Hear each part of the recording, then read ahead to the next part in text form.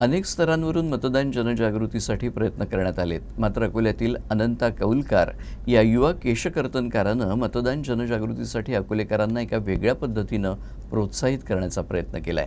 काय आहे हा उपक्रम, जाणून घेऊया या वृत्ताच्या माध्यमातून. अकोल्यातील रामदासपेठ भागातील अनंता कौलकार यांचं हेअर सलून. आजपर्यंत अनंता यांनी अनेक सामाजिक उपक्रम राबवले.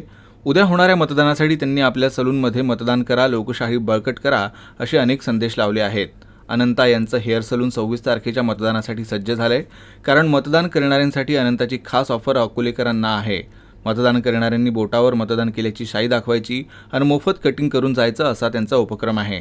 सर, उद्या माझा मतदान जनजागृती हा उपक्रम आहे आणि याच्यामध्ये मी मोफत हेअर कटिंग करून देणार आहे, जो मतदान करून येणार आहे.